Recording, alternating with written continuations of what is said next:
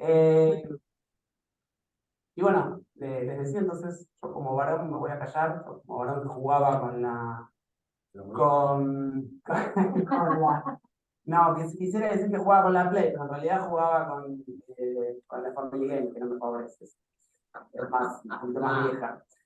Mariana, la primera expositora va a ser la doctora Mariana Sánchez Caparrós. Ella es abogada de UBA, diploma de honor, magíster en Derecho Administrativo por la UBA, diploma de honor y diploma de mérito por tesis, diplomada en Inteligencia Artificial y Derecho en la UBA, y en Innovación y Gestión Judicial Tecnológica, Universidad Champagnat, doctorando UCA. Es investigadora del laboratorio de la UBA y ALAB y Tech Lab de Tucumán, profesora universitaria de grado, UBA, UCES, Universidad Nacional de 3 de Febrero, y posgrado de la Universidad de Mendoza, UBA, Universidad Champagnat, Universidad Austral. Es relatora en el Superior Tribunal de Justicia de la Provincia de Tierra del Fuego, AEIAS, y líder de análisis funcional del proyecto de modernización del mismo Poder Judicial. Investigadora y speaker sobre inteligencia artificial y derecho blockchain en innovación en el sector público, autora y coautora de libros y artículos de especialidad, derecho público y derecho y tecnología. Mariana.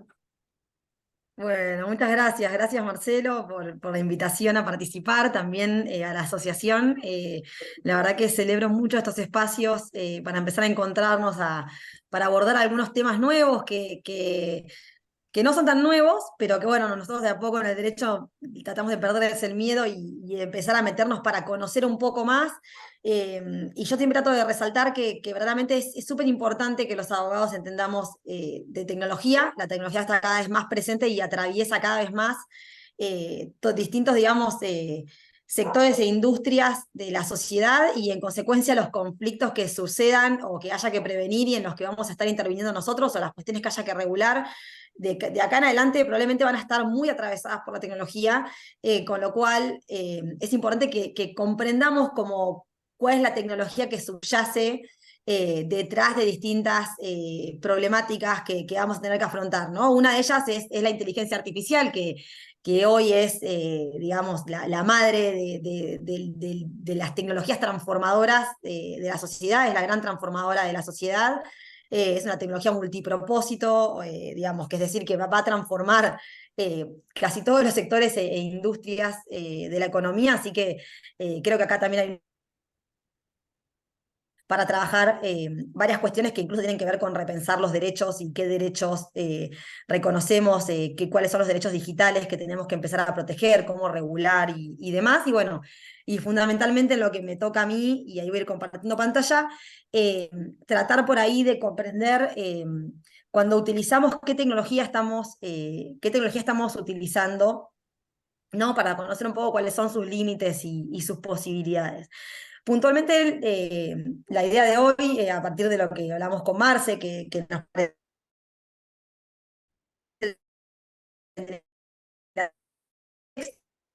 eh, eh, que trajo fin 2022 y 2022 como presente en la vida de muchos de nosotros, a través de ChatGPT, que es la herramienta más conocida, pero no es la única. Existen otras herramientas como Bing, que están conectadas a Internet, como Bard, que es la herramienta de IA generativa de texto de Google, como Llama 2, que es la herramienta de inteligencia artificial generativa de texto de Meta. O sea, hay distintas herramientas. Y después hay muchas aplicaciones que se conectan a estas herramientas para hacer distintos tipos de tareas que tienen que ver con la generación de texto y que para nosotros van a ser muy útiles, probablemente porque nosotros tenemos, digamos, una forma de trabajar que está siempre muy presente, ¿no? O sea, salvo en algunos procesos, más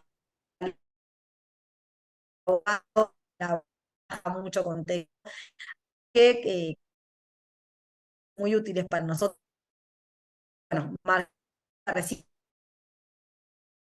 apertura y herramientas generativas. Lo importante, digamos, cuáles son los límites de esta herramienta para poder hacer un uso, digamos, que sea ético, responsable y sobre todo adecuado, con lo cual un poco mi idea al final de esta charla de hoy es que se lleven como algunas directrices y recomendaciones para hacer ese uso responsable, ético y adecuado. Nosotros hicimos un trabajo de investigación en el laboratorio, en el IALAB, que derivó en una guía de uso de inteligencia artificial generativa de texto para la administración pública y para la justicia.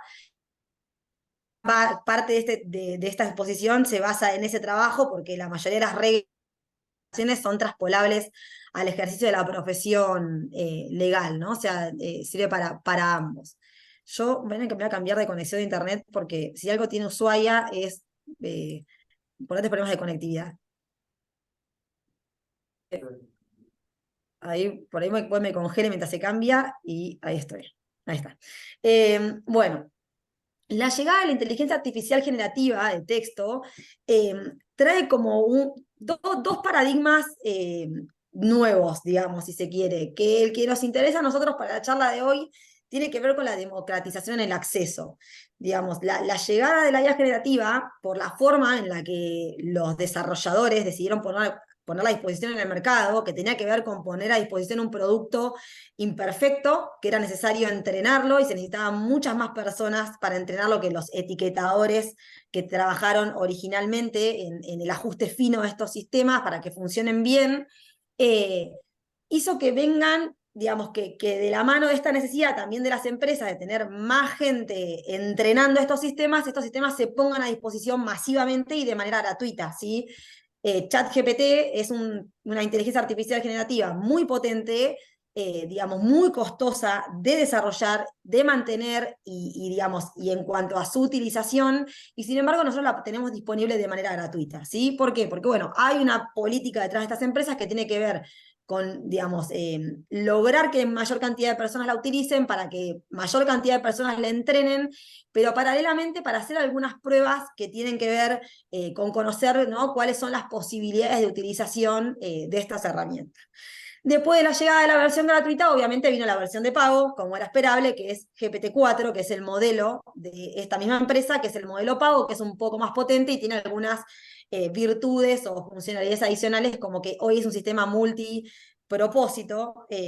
Esto quiere decir que es un sistema, digamos, un sistema multimodal. Esto quiere decir que es un sistema que soporta no solamente texto para trabajar, es decir, instrucciones a través de texto, sino que también, digamos, puede utilizar herramientas, se le pueden proveer imágenes y también se le pueden proveer las instrucciones a través de la voz, ¿sí? O sea, reconoce imágenes y reconoce voz, y también genera imágenes y genera contenido en formato de sonido, ¿sí? Esa es la versión de pago.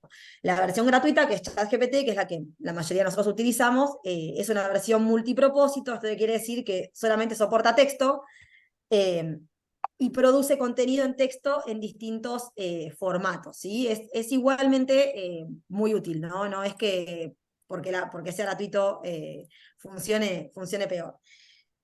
Entonces, básicamente, digamos, la llegada de ChatGPT implicó una democratización del acceso. Para nosotros, incluso los que trabajamos en el sector público, en tipo, justicia o en el Poder Ejecutivo, hubiera sido imposible pensar en contar con una herramienta de este tipo, porque, digamos, no existen. O sea, hay 4 en el mundo, ¿sí? Bueno, hay 3 en realidad. BARD, digamos, todo lo que es los modelos de GPT, que son los modelos de OpenAI, y esta llama, ¿no? O sea, de las más potentes, que son de empresas que han invertido millones de dólares.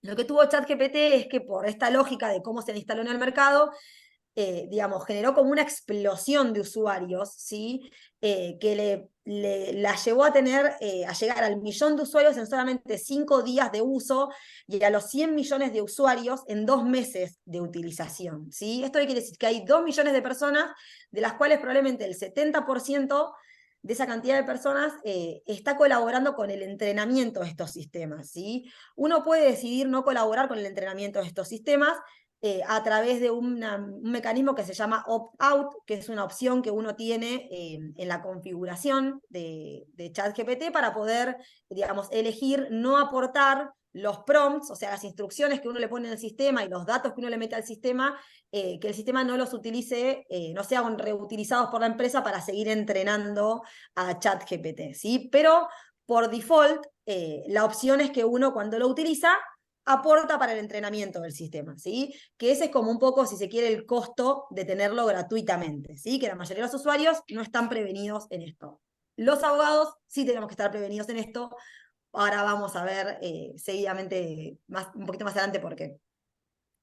Solo a título meramente introductorio y en este tren de que tratemos de entender con qué estamos lidiando, cuando nosotros usamos ChatGPT, Bing, Bard o Llama, el que sea que utilicen, o Perplexity, por ejemplo, que es otra, eh, básicamente lo que hay detrás de estos sistemas inteligentes son grandes modelos de lenguaje, ¿sí? Los grandes modelos de lenguaje son sistemas inteligentes que están diseñados para predecir, digamos, la ocurrencia de cadenas de texto, ¿sí? Es decir, digamos, no son sistemas que están hechos para validar el contenido del texto generado, ¿sí? No van contra una base de datos y validan el contenido si es correcto o incorrecto, sino que simplemente son sistemas que están entrenados en la tarea de predicción de cadenas de texto. Esa predicción de cadenas de texto, según el sistema, puede ser que implique que el sistema prediga qué palabra viene después de una palabra anterior, qué conjuntos de palabras vienen después de una palabra o después de un conjunto también de palabras, y que incluso en los modelos, en los grandes modelos de lenguaje más evolucionados, como los que estamos conociendo, digamos, de un año a la fecha, que son estos que venimos mencionando, son sistemas que pueden predecir, digamos, hacen una predicción de cadenas de texto a partir de considerar las palabras o conjuntos de palabras anteriores, pero también el contexto circundante a esa oración sobre la que están haciendo la predicción, ¿sí? Esto lo logran a partir de un mecanismo que se utiliza para mejorar estos sistemas, que se llama mecanismo de aprendizaje o autoaprendizaje, que esta es una técnica que desarrolló Google en el 2019 y que después, digamos, ellos la publican en un paper, y este paper fue como el que permitió dar un salto para poder desarrollar los sistemas que nosotros conocemos ahora. Antes los sistemas, los grandes modelos de lenguaje, eran muy buenos, por ejemplo, para la tarea de traducción, que básicamente es espejar un texto para que pasarlo de un idioma a otro, pero no eran buenos para generar texto donde la predicción tuviera que ver con dar una respuesta a una pregunta o una consulta o una instrucción del usuario. ¿Por qué? Porque estos sistemas se manejan con cierta aleatoriedad, ¿no? Cuando yo a veces uso cadenas de palabras, después de determinado conjunto de palabras, no es que siempre va a venir una sola posibilidad de palabra subsiguiente. A veces hay muchas alternativas. Entonces, estos sistemas, lo que pasaba antes de que llegara este mecanismo de atención, era que estos sistemas disvariaban mucho, o sea, daban respuestas muy incoherentes, ¿sí? Esto pasaba fundamentalmente con GPT-1 y GPT-2, ¿sí? Que hay unos trabajos de Juan Corbalán que se los recomiendo, si los googlean los van a encontrar, donde cuando se analizaba GPT-2 se observaba que gran parte de las respuestas eran respuestas muy incoherentes, o sea, decían cosas como muy locas que uno a simple vista con una primera lectura se daba cuenta que el sistema, digamos, estaba diciendo cosas que no tenían ningún tipo de sentido. El mecanismo de autoatención, que es un mecanismo matemático, o sea, permite, digamos, es una cuestión matemática, digamos, lo que permite es hacer que el sistema asigne como pesos a ciertas partes específicas de un texto, ¿sí? O sea, en este caso va a ser de la instrucción que yo le doy cuando le pido algo al sistema. Y en función de esos pesos, el sistema lo que hace, ChatGPT o el que sea, digamos, de los que aplican este mecanismo de autoatención, es generar una respuesta que siempre va a ser muy coherente, ¿sí? Lo que no quiere decir necesariamente que sea correcta, porque, insisto, estos sistemas no están hechos para validar el contenido de las respuestas, ¿sí? La información que está contenida en las respuestas. En el caso de ChatGPT y GPT-4 son sistemas que se basan, digamos, en una arquitectura de software específica, que es la de transformadores generativos preentrenados, y básicamente lo que hacen es lograr un resultado a partir de una propuesta que le hace el usuario, que puede venir en formato de pregunta, en formato de orden, en formato de pedido. Estos sistemas, tanto ChatGPT o como GPT-4, generan un output justamente basado en probabilidades, ¿no? Y patrones que encuentran en los textos, digamos, y que se obtienen a partir de todo el gran universo de textos con los que fueron entrenados estos sistemas. Ustedes piensen que si bien no lo ventiló OpenAI, que es la empresa que desarrolló este sistema, básicamente ellos sí han reconocido que han usado casi toda la base de textos que hay en Wikipedia, ¿sí? Para uno tomar magnitud de cuán grande es la base de datos de entrenamiento de estos sistemas. Y después son sistemas que tuvieron antes de llegar al mercado un plus final que es de ajuste fino, que digamos tuvieron cierto tiempo como de entrenamiento final en el cual había personas humanas etiquetando las respuestas para identificar qué respuestas, digamos, eran respuestas que no eran admisibles por ser violentas, por tener contenido sexual, por tener contenido discriminatorio. Y de esa forma, digamos, el sistema fue como también logrando contener una serie de filtros que hacen que si yo hago preguntas que violan los términos de usos y condiciones del sistema, el sistema generalmente no responde, ¿sí? No obstante, a través por ahí de algunas técnicas de ruptura de esos filtros, se pueden obtener igualmente respuestas que se salgan de, digamos, los estándares que se fijan a través de los filtros, ¿sí? Que este es como un gran problema de estos modelos de lenguaje que son en algún punto fácilmente engañables, ¿sí? Eso nosotros hicimos unas pruebas en el laboratorio y después les voy a pasar un librito que lo pueden consultar si quieren. Básicamente entonces estamos frente, cuando hablamos de grandes modelos de lenguaje, frente a sistemas inteligentes que son muy, muy buenos en la predicción de cadenas de texto, ¿sí? Y esto es súper útil. No nos soluciona todo, pero es súper útil. Ahora bien, para hacer un uso responsable, ético y adecuado de estos sistemas de la inteligencia artificial generativa de texto, nosotros tenemos que, digamos, dar como tener una mirada holística a estos sistemas, ¿sí? Que tienen que ver con, por un lado, comprender sus limitaciones y también tener el conocimiento de nuestras limitaciones, porque van a ver que siempre es importante que yo pueda controlar ese resultado del sistema, con lo cual yo no debería utilizar estos sistemas para hacer preguntas sobre cosas que yo no conozco, ¿sí? O sea, porque están fuera de mi ámbito de conocimiento profesional.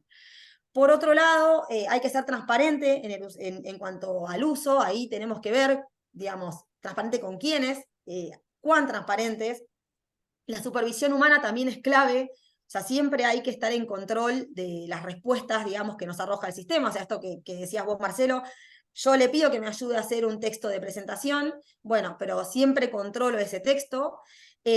Controlar el cumplimiento, obviamente, de normas, sobre todo las que tienen que ver con protección y privacidad de datos personales, de datos también de las organizaciones en las que nosotros trabajamos, y datos de terceros que nosotros gestionamos, incluso cuando no sean datos sensibles. Y después, digamos, siempre tener como un juicio crítico que nos permita hacer un control de algunas respuestas que pueden ser sesgadas y también un juicio crítico en cuanto al uso. O sea, no siempre es bueno utilizar estas herramientas, más allá de que puedan llegar a ser bastante útiles. En ese contexto, nosotros desde el laboratorio identificamos 5 reglas o postulados que nos parece que son importantes para el uso de inteligencia artificial generativa en el ámbito legal, ¿sí? Uno tiene que ver con empezar a alfabetizar a nuestros usuarios, que es la tarea que están haciendo ustedes de la asociación, básicamente. La capacitación y la alfabetización permanente son súper importantes, o sea, que la gente sepa qué hay detrás de un gran modelo de lenguaje, ¿sí? Por otro lado, hacer un uso responsable, ¿sí? Que se base sobre todo en la mitigación de riesgos que vienen asociados al uso de estos grandes modelos. La regla del ser humano siempre en el centro, es decir, el ser humano que controla, digamos, tanto previo como posteriormente el uso, digamos, cómo se utiliza la herramienta. La comprensión de las limitaciones intrínsecas y externas de estos grandes modelos de lenguaje, es decir, que a veces alucinan, que muchas veces son incoherentes, cada vez menos, pero a veces son incoherentes, que muchas veces tienden a reproducir estereotipos digamos, o prejuicios que están presentes en el cuerpo de datos de entrenamiento y que se arrastran y aparecen en las respuestas que nos da el sistema. Y después, por otro lado, hacer una evaluación de impacto estratégico según el ámbito de aplicación, ¿no? Esto es bueno para cuando trabajamos con terceros.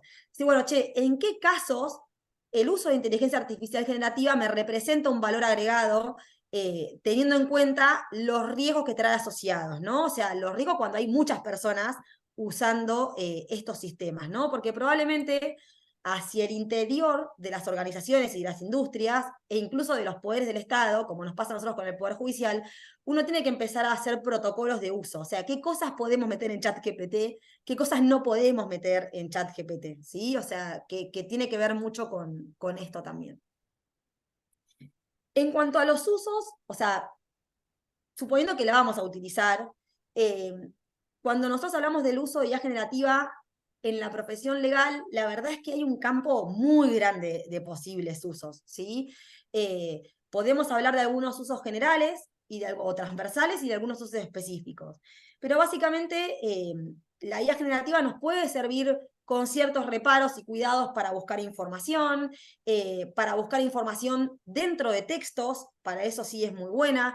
También nos puede servir para, por ejemplo, generar, digamos, pedir distintas ideas o alternativas o miradas a un determinado conflicto planteado. Para uno a veces cuando analiza un tema por sus propios sesgos, digamos, de conocimiento, a veces uno mira con cierto enfoque. Yo tengo una formación muy fuerte en derecho público, entonces a mí me pasa que casi todos los conflictos los tiendo a mirar mucho con el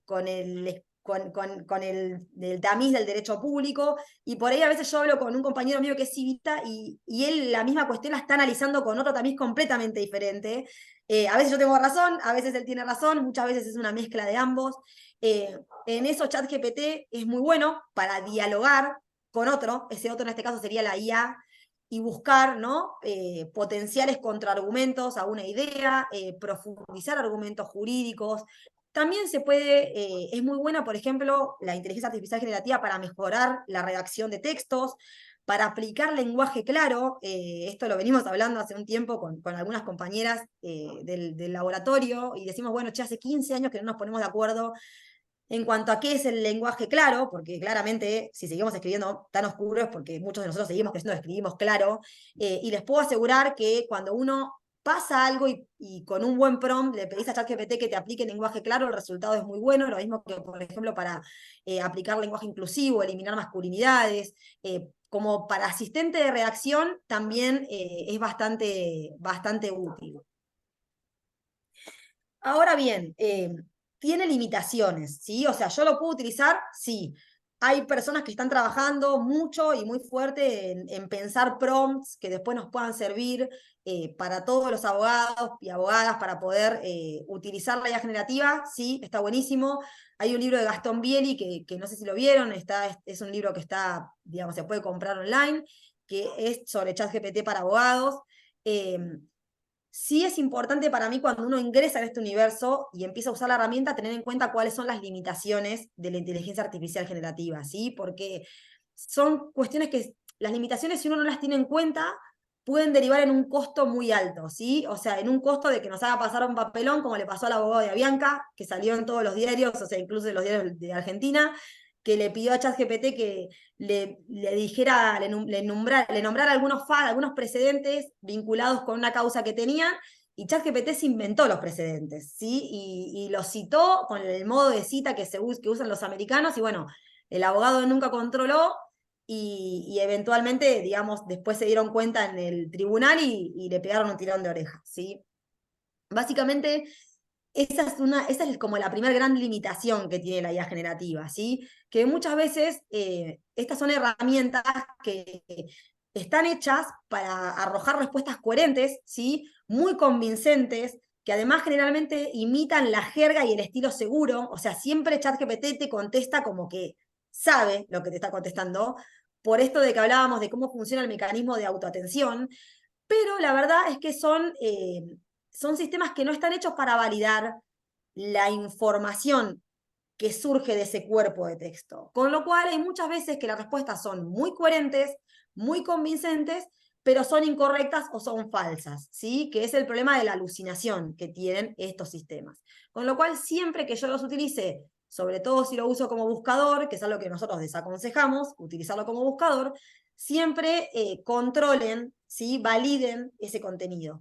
Y cuando lo utilizan para otras cosas que no sean como buscador, pero que en algún punto impliquen como comprensión de conocimiento, siempre es importante poder validar el contenido generado, ¿sí?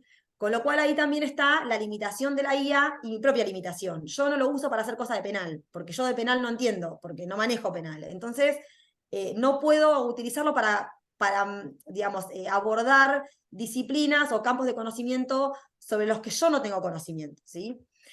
Por otro lado, también son sistemas que pueden reflejar estereotipos, ¿sí? O sea, que pueden reflejar sesgos, ¿sí? Sociales, negativos. Esto lo probamos bastante en el laboratorio. y generalmente son sistemas que fallan mucho cuando tratan de trabajar con números, ¿sí? O con razonamiento lógico. Esto pasa porque cuando estos sistemas eh, tokenizan, digamos, procesan el texto de entrada para poder dar una respuesta a los números, también los vectorizan en algún punto como cadenas de texto. Entonces después tienen muchos problemas para hacer resolver problemas matemáticos o hacer cuestiones de cómputo de plazos. Hoy salió justo, de hecho, un trabajo de Gary Marcus, que lo tengo pendiente para leer, que trata de explicar por qué fallan para hacer operaciones matemáticas y de razonamiento lógico estos sistemas, ¿sí? De hecho, nosotros lo estuvimos testeando en el Poder Judicial para que nos ayudara a hacer el cómputo de plazos de caducidad de los expedientes contenciosos administrativos y era un desastre. O sea, siempre termina fallando. O sea, como para eso puntualmente no son tan útiles, ¿sí? Y acá aparece, de la mano también de las limitaciones, la verdad es que lo que es el concepto del prompt y del prompting, ¿sí? El prompt es una forma que tenemos los humanos de comunicarnos con los sistemas de IA generativa, ¿sí? O sea, es la forma que tenemos de dar las instrucciones. Un prompt es algo así como para el que nunca usó ChatGPT, decir, hola ChatGPT, te voy a proveer un texto, necesito que le apliques lenguaje claro, por ejemplo, y que elimines más las masculinidades. Entonces, vos le vas a dar enter y ChatGPT te va a decir, bueno, estoy listo, provéeme el texto y cortás y pegás el texto, ¿sí? Anonimizado, obviamente.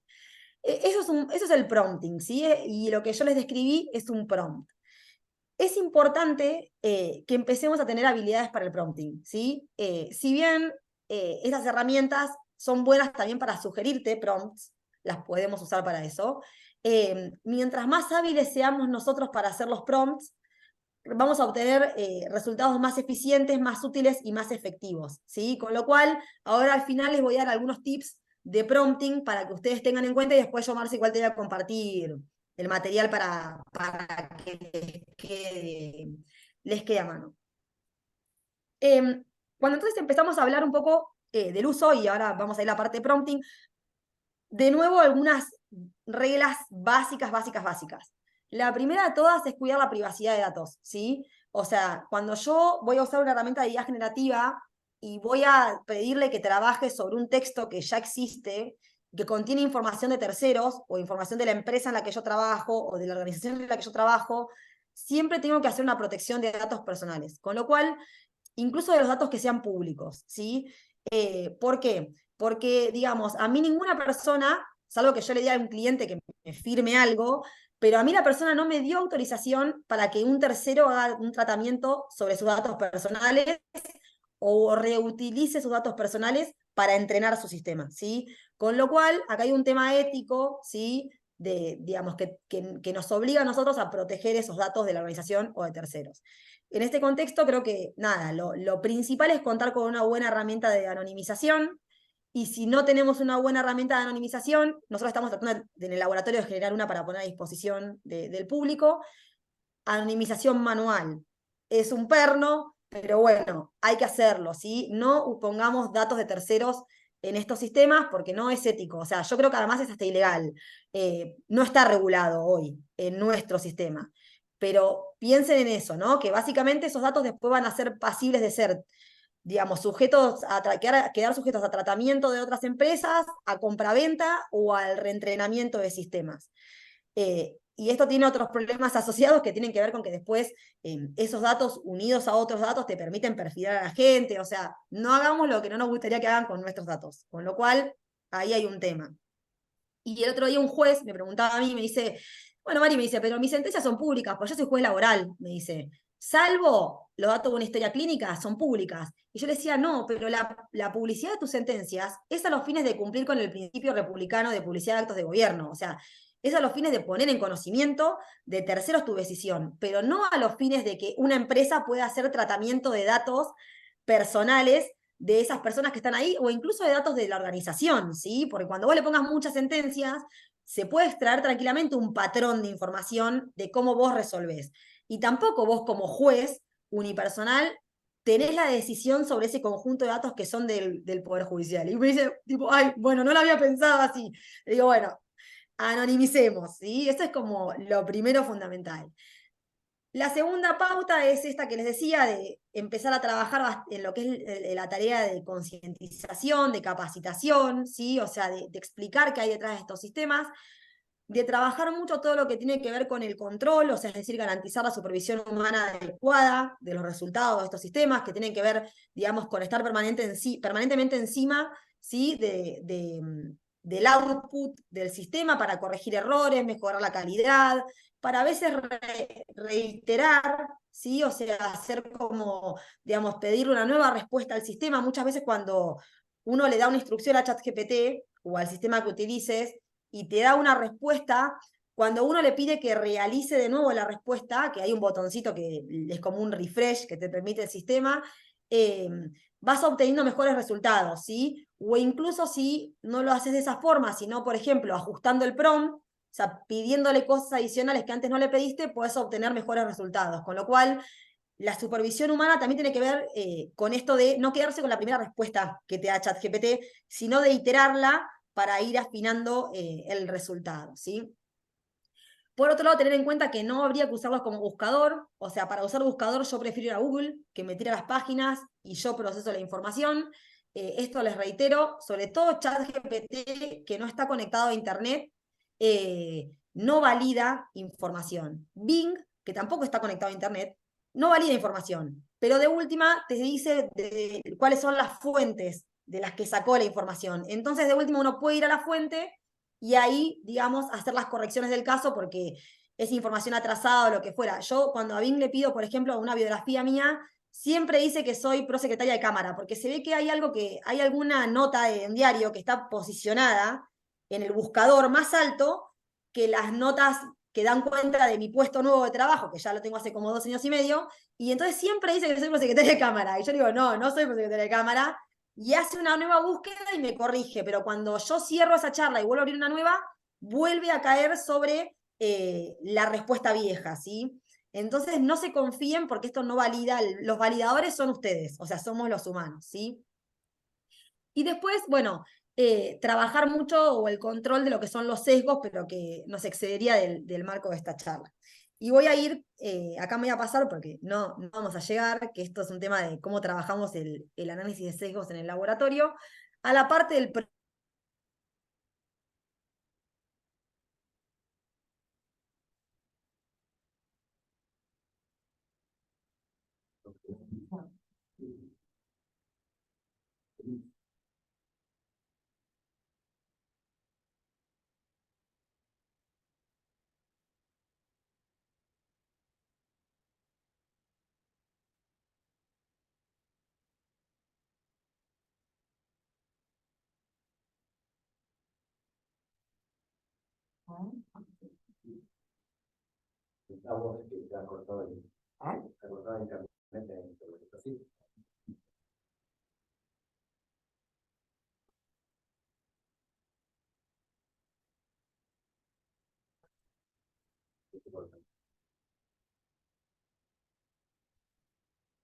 Bueno, parece que se le cortó internet, así que esperamos a ver si. No por el techo de Magallanes. ¿Eh? El techo de Magallanes. Ahora, no sé si es bueno que ahí Ahí volvió. volví. Ahí volví. Se había caído internet acá. Igual ya, por suerte, voy terminando. Les decía, cuando uno más específico sea en el prompting, mejores resultados va a obtener, ¿sí? Con lo cual acá nomás se los digo al pasar, les voy a compartir este material, algunos tips para el prompting tienen que ver, bueno, con ser específico y claro, pero usted me dice, che, ¿cómo soy específico, claro y conciso, no? Bueno, hay algunos ejemplos, ¿no? Nosotros decíamos, bueno, yo le digo, le puedo decir a ChatGPT, escribime 15 líneas sobre IA y derecho. Es un mundo de información, me va a dar 15 líneas muy genéricas. Ahora, si yo le digo, che, escribime 15 líneas sobre inteligencia artificial y derecho, pero en particular sobre la relación que existe entre las dos disciplinas, cuáles son los puntos de contacto, cuáles son las diferencias, yo ahí lo que hago es que se active el mecanismo de autoatención del sistema y entonces el resultado va a ser muchísimo más preciso, ¿sí? Con lo cual, cuando ustedes usan ChatGPT o la que sea que utilicen, siempre tienen que pensar qué es lo que están buscando, ¿sí? Para darle precisión y claridad a ese prompt. Por otro lado, también a veces es bastante útil el tema de pedir el formato de salida, o sea, es decir, che, bueno, ¿qué formato quiero? Quiero que tenga un formato de nota, quiero que tenga un formato de email, quiero que tenga un formato de invitación. Eso también, digamos, precisa la indicación de un rol, es decir, decirle a ChatGPT, asumí el rol de un especialista en derecho penal, lo que sea que ustedes quieran. A veces van a ver que en el material que les voy a compartir hay un super prompt, se llama, que es que uno, eso lo hicimos en el laboratorio, que uno le pide a ChatGPT que asuma 3 roles, ¿sí? Pueden ser roles de distintas disciplinas o de la misma disciplina. Y lo que le pide en ese caso a ChatGPT es que cada uno de los roles dé sobre un mismo tema una respuesta diferente, ¿sí? Un enfoque diferente. Y que después haya otros 3 personajes que hagan un contrapunto, que refuten cada una de esas 3 ideas. Entonces uno ahí, la probabilidad, digamos, como la lleva al máximo para que el sistema sea súper eficiente y en una sola respuesta, que después yo le puedo pedir que me la dispare o me la plasme en formato de un cuadro, te dé como, digamos, sobre una misma temática o un mismo pedido, 6 enfoques distintos, con argumentos y contraargumentos, ¿sí? Eso también está bastante bueno para hacerlo. Muchas veces también es interesante proporcionar el objetivo, es decir, qué es lo que yo quiero lograr con ese prompting, ¿sí? O sea, ¿qué quiero hacer yo? Influir, convencer, desalentar, ¿sí? O sea, cuando yo pido objetivo, también ChatGPT lo utiliza para activar el mecanismo de autoatención y llevarlo hacia el objetivo. Indicar la audiencia también, o sea, ¿a quién le estoy escribiendo? ¿A un niño, a un adolescente, a un adulto mayor?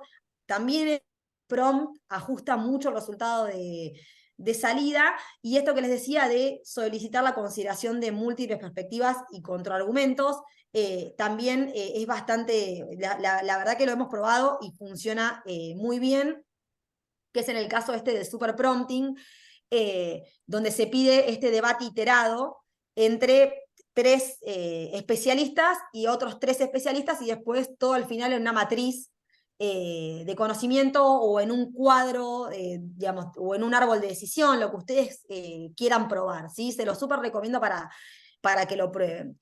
Y después también es bastante interesante, por ejemplo, para la valoración y búsqueda de recomendaciones para resolver casos, que uno, por ejemplo, esto también lo probamos, podemos pedirle que evalúe la coherencia lógica y argumentativa de los testimonios que tenemos, por ejemplo, o las declaraciones que tenemos de 3 personas distintas sobre un mismo hecho.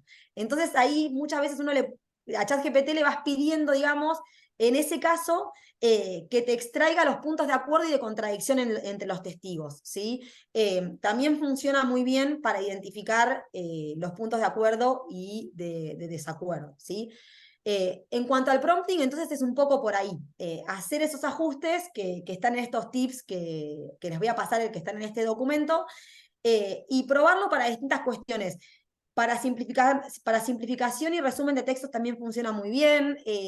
También es muy útil, por ejemplo, para hacer preguntas. Cuando yo tengo un testigo y quiero hacer, digamos, las preguntas para ese testigo, yo puedo también pedirle a ChatGPT que asuma un cierto rol, ¿no? En este caso, no sé, el rol de un investigador o de un policía o de un abogado en un juicio, y que yo le voy a explicar que tengo una persona digamos, que vio cierta cuestión o que estuvo presente frente a ciertos hechos, ¿qué le preguntaría?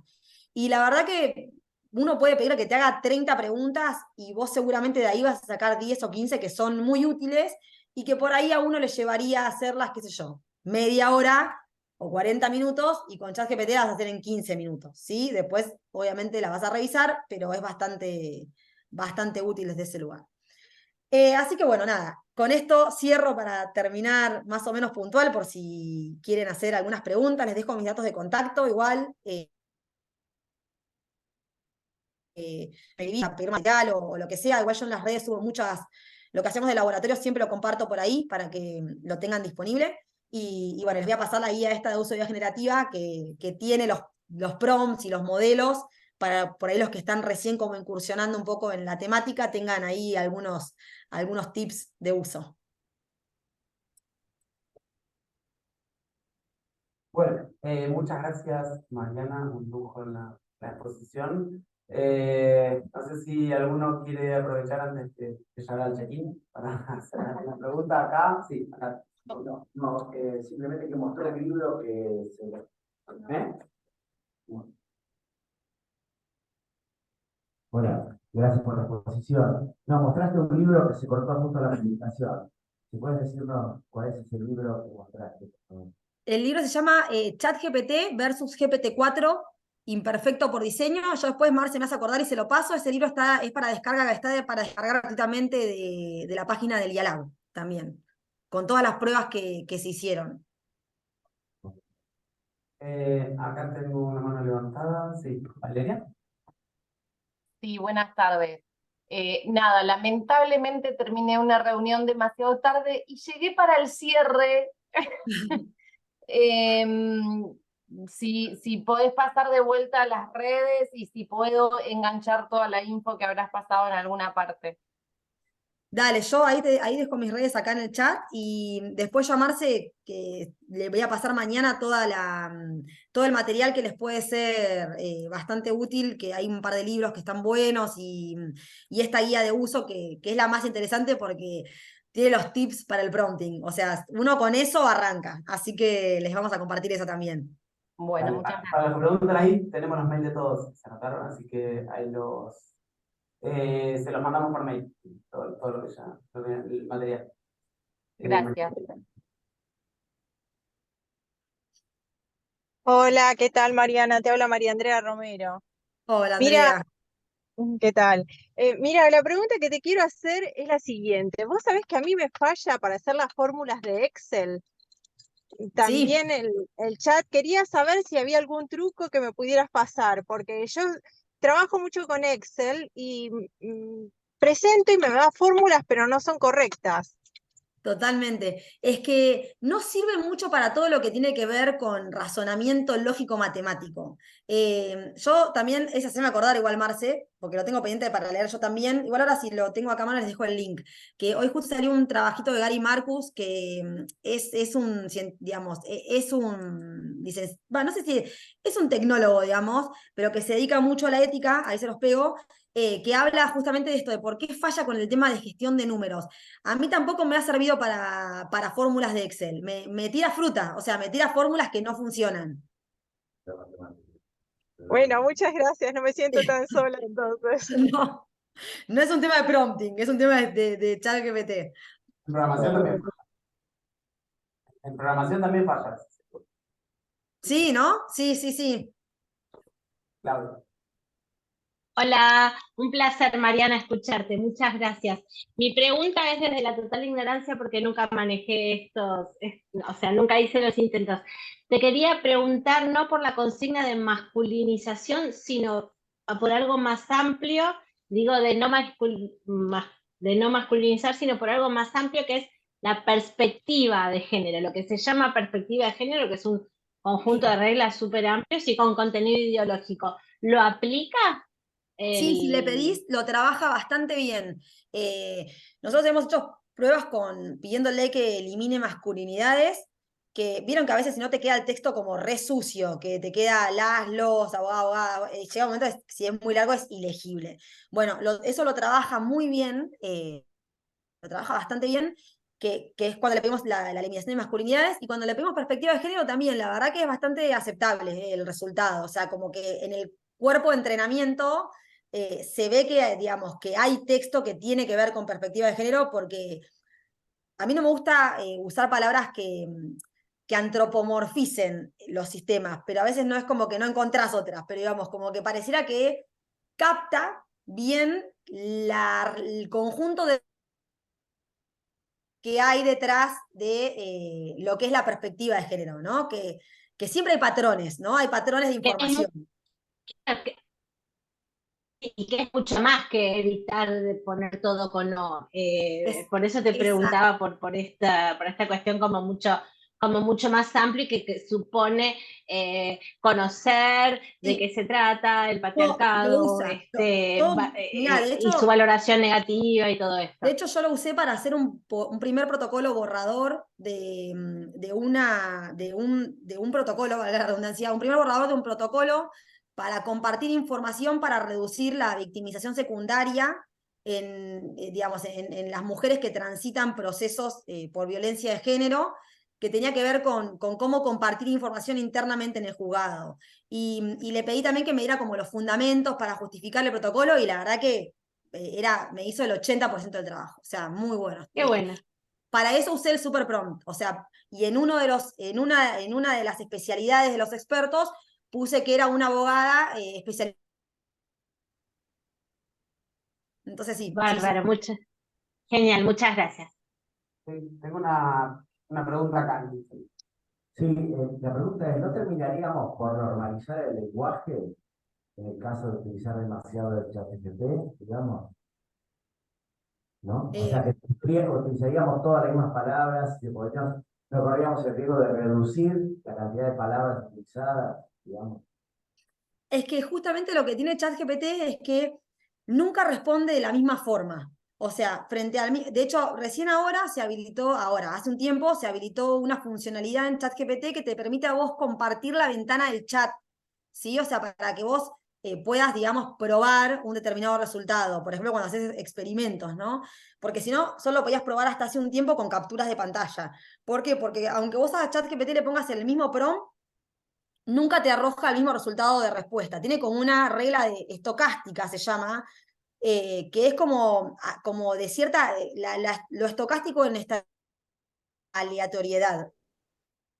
Nuestro lenguaje es muy rico y tiene muchos sinónimos y muchas formas de construir oraciones.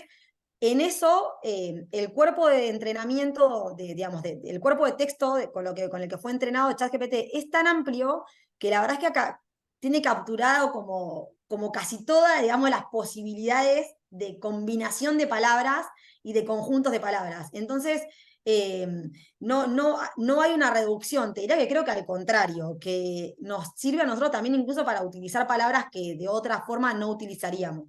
Lo que tiene a veces en el lenguaje más técnico es que en esto de lo estocástico y de utilizar sinónimos, la oración a veces pierde sentido, o sea, no sé si me explico, como que no representa la idea, el texto final, porque como se mezcla en el medio el conocimiento científico sobre la materia en la que uno está trabajando, te pasa que a veces no representa la idea, o sea, yo le digo, yo para hacer a veces trabajos míos, por ejemplo, lo uso para hacer conclusiones, las conclusiones de mi trabajo, ¿no? Y entonces yo agarro un capítulo y le digo, haceme las conclusiones de este capítulo, y me lo recontra parafrasea, o sea, yo tengo un prompt para hacer parafraseo que fui probando y sé que mejor me funciona, y el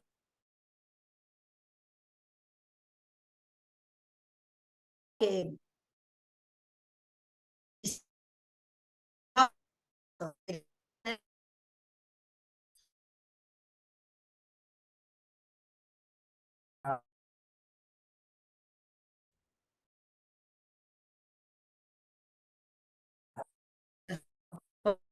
Gracias, Marcelo, y bueno, seguimos en contacto.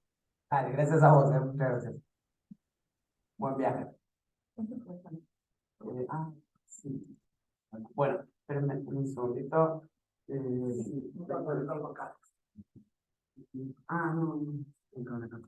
igual no importa. No, sí. Bueno, te escucho por ahí. Está perfecto. Así que, bueno, Mucho mejor que no me veas. No, yo voy por acá. Aquí está. Bueno. Bueno, Te dejo mucha más.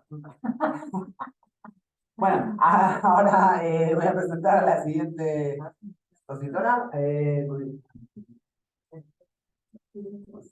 Taxi, ¿no? Está con el mouse. Taxi. No, vamos a el mouse. No, ahí está. No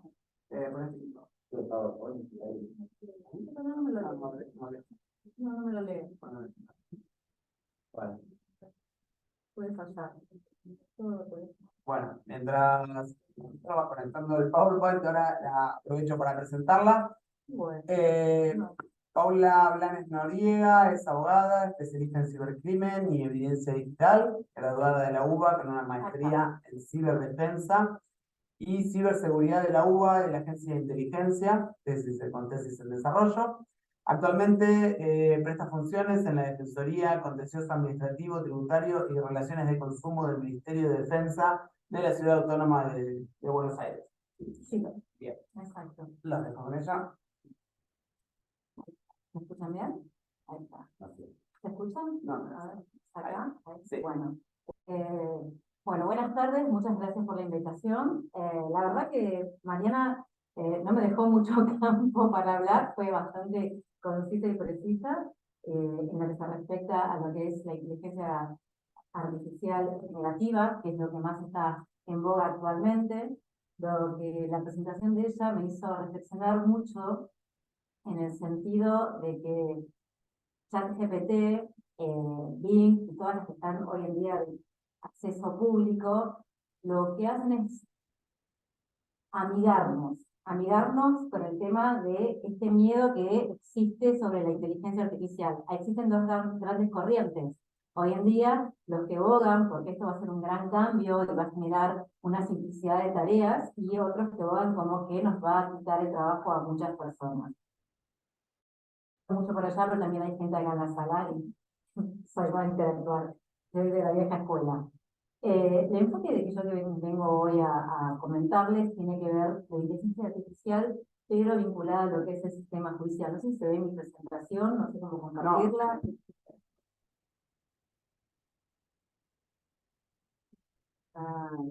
Perfecto. Bueno, como decía, referido a todo lo que es más que nada lo que tiene que ver con inteligencia y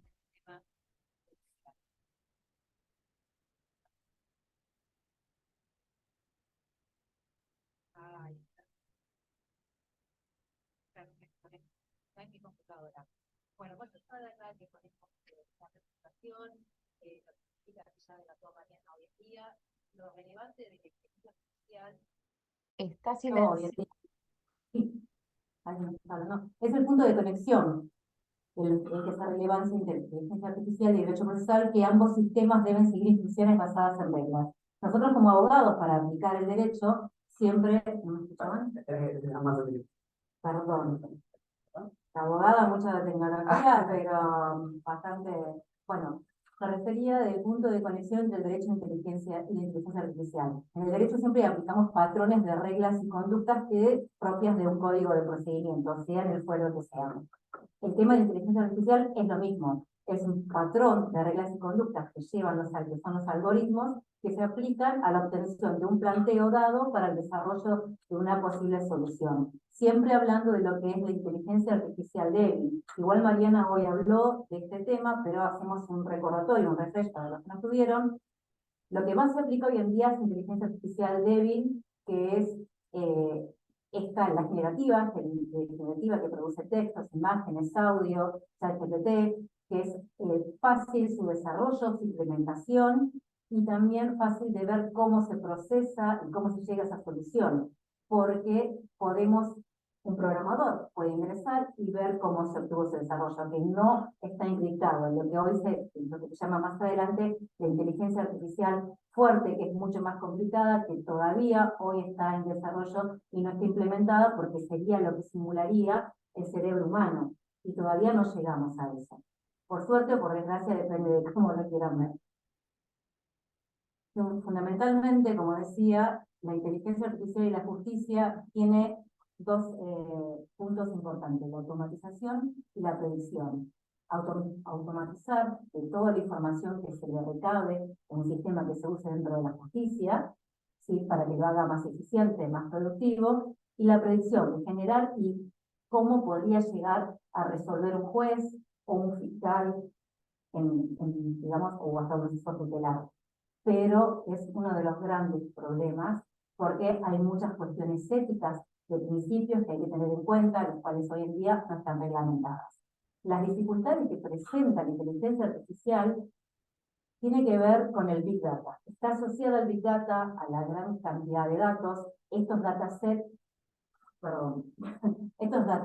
o Big Data como se los llama, tienen los puntos en común de que que hay tres factores, ¿no? Yo siempre lo digo, y es más, la Unión Europea también lo plantea: la trazabilidad, la transparencia y la explicabilidad. Siempre que un sistema de inteligencia artificial que utilice pueda demostrar esos tres ejes, puede ser aplicado, ¿sí? Que se refieren al origen y recolección de datos, al conflicto de la protección de los datos, a la calidad y cantidad de datos, ya que a veces suele haber sesgos y hay muchos casos conocidos. Los datos ingresados incorrectamente o contaminados generan soluciones incorrectas, ¿sí? Y resultados incorrectos. Tenemos casos dentro de lo que es la justicia muy conocidos, que es el caso de Wisconsin versus Loomis, que usaba el sistema COMPAS. El sistema COMPAS, aplicado en el derecho penal en Estados Unidos, daba la posibilidad a los reos de ver si se podía dar la libertad condicional o si iban a ser reincidentes, entonces se los dejaba presos y no se les daba la libertad condicional. Lo que se demostró en este caso de Wisconsin versus Loomis fue que Eric Loomis, que fue una persona que fue arrestada por conducir un auto que había sido utilizado en un tiroteo y escapado debido a la justicia, no se le otorgó la libertad, estoy hablando de los demás, no se le otorgó la libertad condicional porque el juez, en base a sus antecedentes y al punteo que hizo el sistema COMPAS, dijo que él iba a reincidir en su conducta delictiva, porque COMPAS utilizó un sistema de puntaje y lo que decía que era que las personas de raza negra que vivían en determinados barrios, que iban a determinados colegios, siempre iban a ser más peligrosos para la sociedad que el mismo blanco que había ido al mismo barrio, quizás, pero al mismo colegio, pero no iba a reincidir y estaba contaminado con sesgos. Ese fue uno de los casos más emblemáticos y controvertidos de lo que fue las implicancias de inteligencia artificial. Y a lo que se refiere con la contaminación de sesgos. También tenemos sesgos en la discriminación en el ámbito de selección de personal. Amazon tuvo un caso muy conocido en el tema de selección de personal, que se dieron cuenta que la cantidad de personal que contrataban eran más hombres que mujeres, y las mujeres no llegaban a la finalización, porque había sido programado sin querer o subjetivamente para seleccionar más al personal masculino que femenino.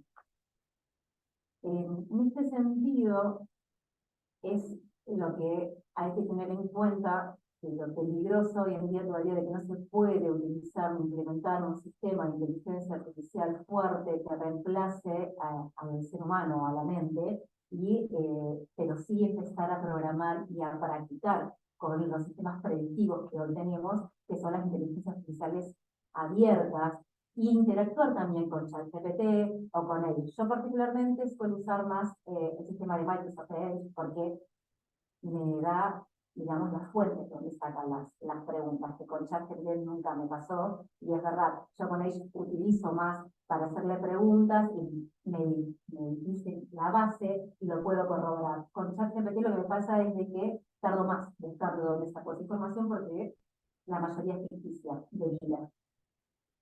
Como les decía, todos estos temas de cuestiones de sesgos, de discriminación, de sesgos de programación, conllevan dificultades éticas, que hoy en día están en boga y es lo que tiene que estar pronto a salir la resolución de la Unión Europea, que está en tratativas de la ley de inteligencia artificial referida a la ética. Los sesgos en los datos dijimos que afectan a la programación y a la toma de decisiones. La discriminación institucional, que es lo que me referí con el caso de Amazon, que favorecen a grupos menos favorecidos no menos favorecidos, perdón, favorecen a grupos más favorecidos, que en este sentido sería el personal masculino, ¿sí? Y la falta de transparencia, porque cómo se llegó a esa información, cómo se obtuvo esa información, cómo se llegó a esos datos. Hay muchas empresas que se dedican a la venta de datos, y eso también hace a la falta de transparencia. Utilizar estas cosas en el sistema judicial, hoy por hoy todavía es perjudicial, porque un abogado no podría explicar cómo llegó a determinada resolución, o un juez sin conocer el fondo, ¿no? El fondo de que, llegué a esta sentencia, pero porque me lo dijo un sistema de inteligencia artificial. se nos cae todo el debido proceso. Por eso no lo podríamos aplicar y por eso es que tengo. Yo acá en la Filmina les dejo, voy adelantando muy así porque Mariana abarcó muchos temas y entonces estoy sobre el proceso tratando de improvisar. En esta Filmina tenemos algunas de las normativas que se han ido trabajando desde el año 2001 a la actualidad. La UNESCO tiene recomendaciones sobre ética e inteligencia artificial, hay un marco integral y global sobre la evolución de principios, también tenemos los principios de la OCDE, que son muy utilizados en toda la parte europea, o la Directiva de Decisiones Automatizadas de Canadá. Actualmente, lo único que tenemos, no sé si el año pasado lo vieron, en 2019 también salió muy en boga, lo que era la parte regulatoria de inteligencia artificial y aplicación de China, pero es bastante estructurada y se cierne más que nada a todo lo que es el ámbito de este país. ¿Sí? Pero propone casi lo mismo, entre comillas, de lo que estaría proponiendo la Unión Europea. La Unión Europea, en lo que es la ley de inteligencia artificial, divide o clasifica la inteligencia artificial en tres grandes categorías: inaceptable, riesgo alto y riesgo mínimo. Inaceptable, que no sería procedente y no se sabría cómo se llega a esa información porque no puede ser transparente, explicable la obtención de ese resultado. Un riesgo alto, que digamos tiene que ser más profundizada, desarrollada, y el riesgo mínimo, que directamente ni se preocuparían por analizar el desarrollo de esa inteligencia artificial que se llega a presentar, porque sería casi más una inteligencia artificial débil. Pero son borradores, todavía eso no, digamos, no sale todo a la luz. Mi pregunta es, en base a todas esas implicancias, es si puede la inteligencia artificial simplificar los procesos judiciales. En Argentina, más que nada en el fuero donde yo trabajo, el Ministerio Público de Defensa de la Ciudad, se aplica el Ministerio Público de la Fiscal Prometea, desde el año 2017, en el cual Prometea ha ayudado a edificar y a simplificar los tiempos. Es un sistema de inteligencia artificial débil, abierto, práctico, transparente. Lo que informan es que automatiza las tareas repetitivas, elimina las tareas que no agregan valor, los procesos son más eficientes y efectivos, reduce los errores involuntarios, y lo que permite es que los fiscales puedan dedicarse más a tareas que sí demandan el desarrollo humano. Mientras Prometea realiza un dictamen, porque uno le dice, cuando uno manda, el juzgado manda un dictamen de un determinado tema habitacional para que se pida el fondo de la cuestión de un ejemplo de un amparo habitacional, del fondo de la cuestión de una inconstitucionalidad de una norma, el juez siempre dice sí, es correcto, no es inconstitucional, perdón, el fiscal dice es correcto, no es inconstitucional, la ley de Cava se puede aplicar, me parece apreciado darle amparo habitacional a determinada persona.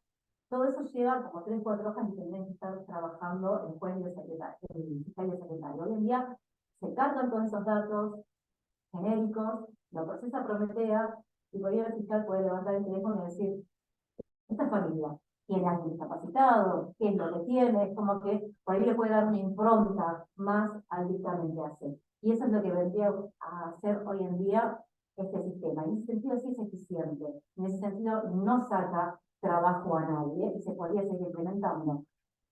En Argentina tenemos sistemas predictivos que están siendo utilizados en el Juzgado Civil de Morón, por la jueza del juzgado número 11 de Morón, que también trabaja en el ILAB, que también es profesora de ahí, en Río Negro, en Mendoza, en Chaco, en Córdoba y en Santa Fe, en distintas áreas, tanto civil, laboral y tribunales de falta.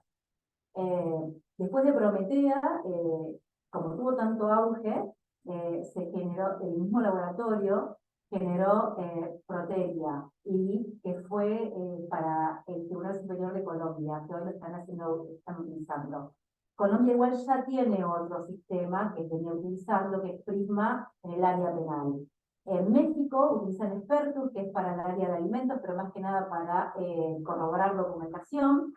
En Brasil es el que más viene desarrollando este tema, tiene tanto en el área de administración, como el tribunal de faltas, como en el tema civil, en el tema penal, es controvertido, y digamos, va en auge. No tenemos, como dijimos a nivel mundial, ni en ningún lado, una normativa. Sí hay principios rectores. Incluso hoy en día, de principio de año, China y Estonia, más que nada, están hablando de jueces robots, que eso es lo más complicado. Estonia, que es un país que tiene una ciudad digital, que está bastante desarrollada, está trabajando directamente en jueces robots que hagan sentencias sin controles del humano. Pero todavía está en una fase experimental eso. A lo que me refería con esto, que hasta dónde el debido proceso se relaciona con la inteligencia artificial. Existen ciertos procedimientos formales y tecnológicos que hacen al debido proceso y al resguardo de la información. Hay que respetar estos principios que emanan de fondo. Y tanto del entorno digital como del ámbito, la vida, en este plano que estamos, la mediación, la publicidad y la concentración que hacen el debido proceso, en el entorno digital se traspolan, y es lo mismo a la inclusión, a todos, a la accesibilidad, la trazabilidad es lo más importante, es saber cómo se llegó a ese resultado, la publicidad, la explicación también de cómo se hizo ese razonamiento y la transparencia de cómo obtuvieron esos datos, y la ubicuidad de la tecnología, que está en todos lados al mismo tiempo. En cierta manera, a mi modo de verlo, nada más, y es una apreciación, por el momento, hoy en día lo que es el Poder Judicial está preparado, y la sociedad, para inteligencias artificiales débiles con cajas abiertas. Entrenar una inteligencia artificial fuerte, de black box, que son las cajas cerradas, lo que quiere decir black box es que no se puede conocer ese proceso que lleva y que emula a un cerebro humano, estamos muy lejos. Yo en el año 2018 hice una tesina que se llamaba La inteligencia artificial no tiene ética, pero la humanidad depende de eso. Que en realidad deriva de, parafraseando, una ley de tecnología. Y todo esto que les estoy hablando hoy, 2023, es lo mismo casi que hablé y que hice mi tesina en el 2017-2018. Lo bueno es que haya, digamos, la accesibilidad, que llegue al resto, que tenemos todas estas herramientas para trabajar, para perder el miedo, pero en estándares de seguridad seguimos en lo mismo. Nuestra ley de datos tiene proyectos de control de bases de datos que se podrían aplicar si esto es utilizado en el tema de la trazabilidad y la seguridad dentro de una inteligencia artificial, pero no tenemos ninguna normativa todavía que nos recuerde estos temas. Y hay que tener más que nada cuidado porque la inteligencia artificial es súper vulnerable y a la vez también es vulnerable, me refiero a ataques cibernéticos, y a la vez también es utilizada para realizar ataques cibernéticos. Es muy recíproca. Me voy con este tema por el vacío regulatorio que hay en todo, en base a este tema, y porque, bueno, soy más del palo de la ciberseguridad y la ciberdefensa, pero no debemos olvidar que hubo muchos sistemas vulnerados por ransomware de historias clínicas, en pandemia hubo mucha gente, hubo un caso en Estados Unidos de un paciente que murió, porque su historia clínica fue atacada en Estados Unidos, y todo esto fue generado por inteligencia artificial. La mayoría de los casos de phishing son generados por inteligencia artificial. Se habla mucho del factor 8 dentro de lo que es la tecnología, la capa 8, que se refiere al humano, ¿no? Y los sistemas de seguridad de una computadora tienen 7 capas, y después se habla de la capa número 8, que es la masa de carbono, que sería bueno entre la computadora y la silla. Porque casi siempre somos los que metemos el dedo, metemos el pendrive, nos mandamos la macana, y así estalló una base nuclear en ¿cómo se llama? En Stuttgart, en Asia. Pero bueno, es otro tema aparte de eso. Pero me refiero de que no solamente el ser humano necesita la capacitación, hay que tener el ojo y el foco en lo que es la inteligencia artificial, porque es vulnerable y porque es una herramienta también que se utiliza para dirigir. Eso es todo. Sé que por ahí me aceleré, corté algunos temas porque estaban de más. Si tienen preguntas, con todo gusto las puedo responder. Estoy para eso. Bueno, muchas gracias, Paula. Si tienen preguntas acá o acá tenemos a todos. Sí, voy a profundizar un poco el tema de Wisconsin versus Rubin. En realidad, ahí es que el juez, cuando volvió al tema de la corte, dijo que le hubiera hecho exactamente lo mismo. Entonces, creo que lo que posiblemente podemos entender es que el sesgo está en el humano, básicamente, y es trasladado a la creación de la inteligencia artificial. Por eso, como dije yo hoy, los sesgos en la parte de la programación y la subjetividad del programa. ¿Sí? El sesgo siempre va a estar en el humano, porque estos sistemas se entrenan con nosotros. Hubo un caso muy conocido hace un par de años con Twitter, cuando habían largado las dos inteligencias artificiales que crearon un idioma entre ellos y se alimentaron en realidad de todo lo que creíamos nosotros y terminaron siendo super nazis, pero que tiene que ver con eso, desgraciadamente, que es lo mismo que pasó con Amazon. O sea, el humano está atrás de la programación, de lo que se alimenta y de lo que ellos también de los datos que recogen, desgraciadamente. Y digamos, nunca va a estar limpio ese terreno. Por eso lo veo todavía yo muy alejado el tema de tener una inteligencia artificial que recopile datos, que se entrene de eso y que aprenda y que no tenga, digamos, estas dificultades de contaminación. Pero haciendo la trazabilidad, lo que utilizamos en defensa del sesgo, digamos, en ese caso quedaría como asegurada directamente la impugnación de lo que hace la inteligencia artificial. Hay un debido proceso. Yo quito un sesgo en un procedimiento, tengo que eliminar todo el elemento de decisión. Pero eso, digamos, está bien, estoy de acuerdo, es lo que es el debido proceso, pero también eso va a depender del lugar donde se dé, del país donde se dé y la reglamentación donde se dé. Ese es el tema. Y el tema de China, un poco me preocupa, ¿no? Sí. Digo, tiene que ver un poco con el tema de crear algo así como, bueno, yo tengo el gran miedo del gran hermano, que es lo que tenemos todos, ¿no? Es el que nos observa, nos camina, que las normas... 1984, el libro. Exactamente. Exacto, sí, te entiendo. Todo es un panóptico, diría Foucault. Sí. Exactamente. Bueno, me parece que le da una herramienta extremadamente fuerte como para provocar. Por eso mismo también el tema de que la accesibilidad, ¿no? Y de largar estas herramientas para que, como yo siempre digo, como digo, es vulnerable y a la vez se puede utilizar para muchas cosas, empezar a perderle el miedo y ver a qué nos estamos afrontando.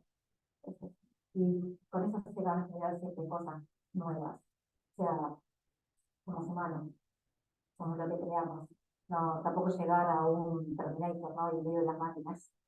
No, igual, digamos, en el pueblo en el que estamos nosotros, yo no escuchando ningún juez, no puedo dar mi nombre. yo creo que un robot a veces hubiera sido bastante útil en algunos juicios previsionales, pero bueno, eso es lo opinión personal. ¿No? Te entiendo, pero me tengo que callar.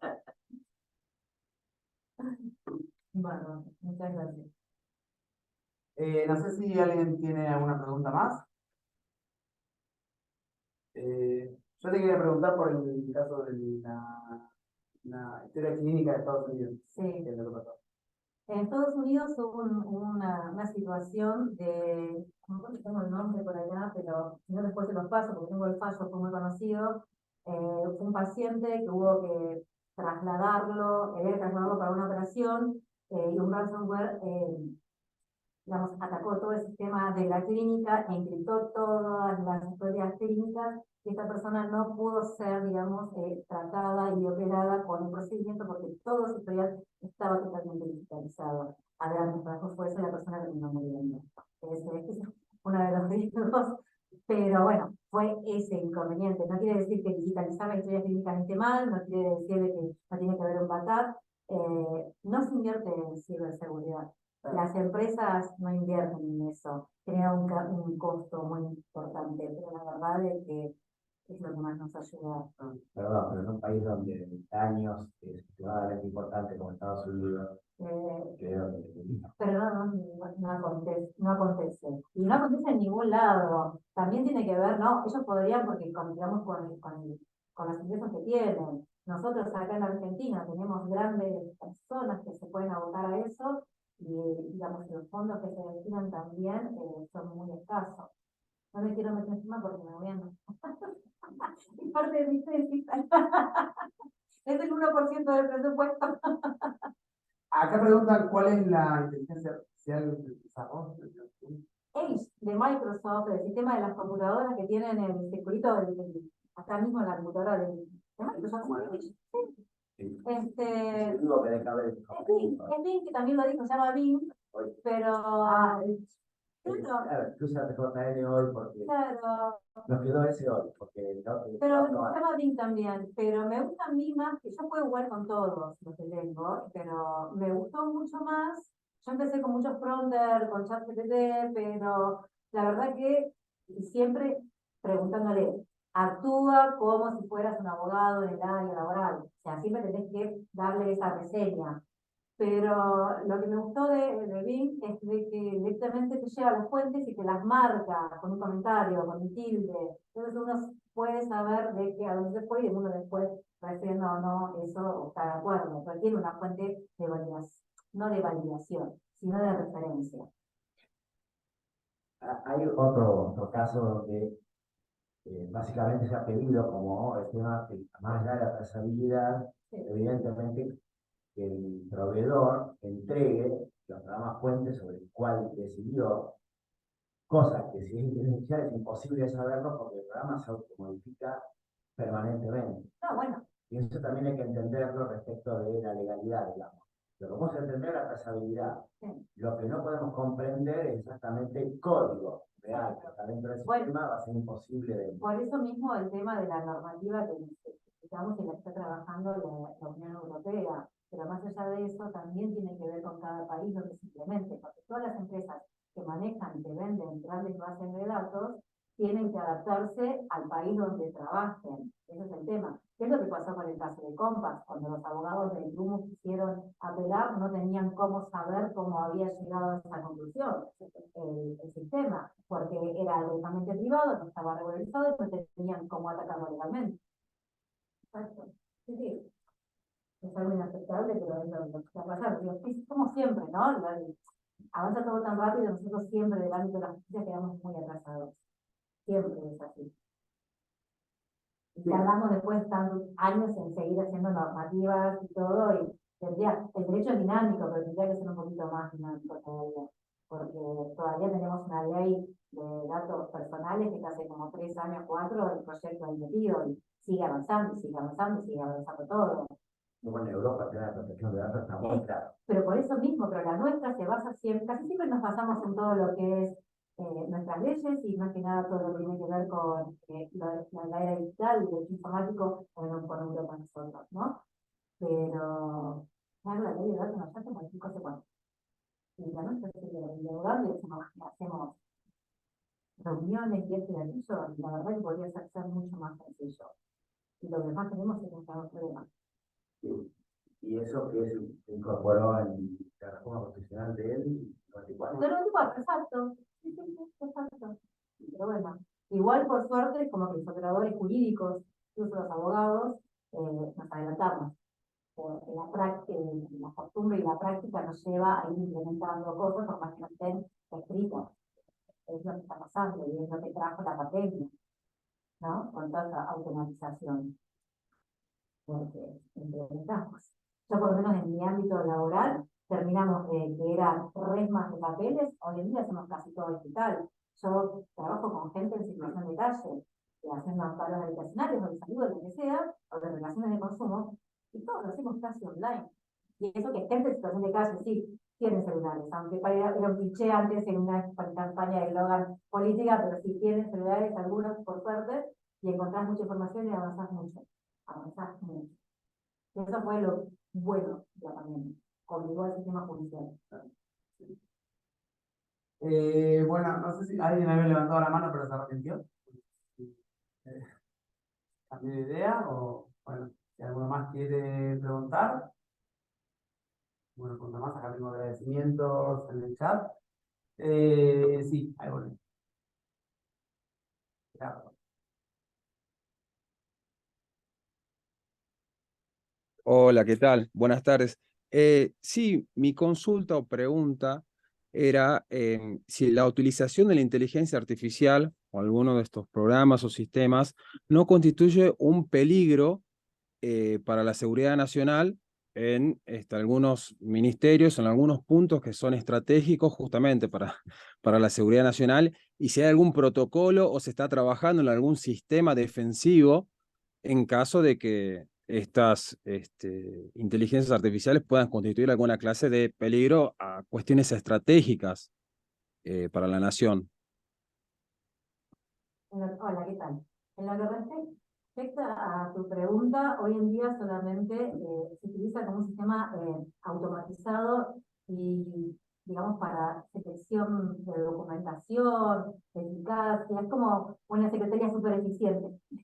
Nada más que eso, es un sistema súper abierto para resumirlo y es claro todo el proceso que acontece dentro de los fueros que yo tengo conocimiento que se utilizan.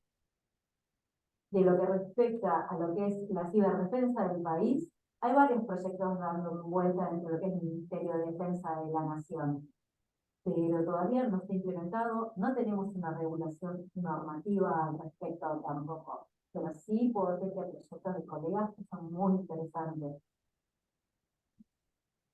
Claro, claro. Sí, mi pregunta era también por la cuestión de filtración de información de datos sensibles, o sea, no solamente de las personas, lo cual incluso hasta hace poco, hasta unas semanas atrás, hubo un hackeo a la Comisión Nacional de Valores, incluso, y otro organismo más con datos sumamente sensibles y nada, mi pregunta iba también por ese lado, o sea, en cuanto a la vulnerabilidad, o incluso si el hecho de trabajar con un sistema de inteligencia artificial no constituye un peligro mismo para el Estado, y hasta si es aconsejable. Perdón, ¿no? Pero el tema es que el Estado hoy en día, que yo tenga conocimiento, no está trabajando con sistemas de inteligencia artificial fuertes que llevarían, digamos, a generar una vulnerabilidad. Y lo que trabaja el Ministerio Público Fiscal del Contencioso Administrativo y Tributario con UTEA es nada más que para la elaboración de dictámenes que no utiliza ni datos, digamos, personales. Se refiere nada más que a jurisprudencia y doctrina, que es de público de acceso, y público conocimiento y de acceso. ¿Sí? Así que no estarían, digamos, en contradicción con ninguna norma, e igual tienen directivas, directrices y un manual de estilo que deben de seguir. Por el otro lado, el Estado sí, el Ministerio Público de la Defensa, está trabajando y tiene un cierto protocolo, igual que las fuerzas de seguridad, el Escuadrón de Ciberdefensa, sobre eso tienen también un protocolo que van elaborando, pero como no se ha implementado la inteligencia artificial dentro de lo que es el Estado Nacional, todavía no sale a la luz. Sé que hay proyectos sobre eso, pero Claro, no, claro, perfecto. sí es vulnerable, sí se puede usar para delinquir, sí hay que tener cuidado, pero como no tenemos una normativa que nos proteja, no se implementa. Claro, muy amable, muchas gracias. Nada. Bueno, ¿alguna pregunta más? ¿No? ¿Acá tampoco? Bueno, muchas gracias, Paula. Nada, Te aviso y gracias a todos.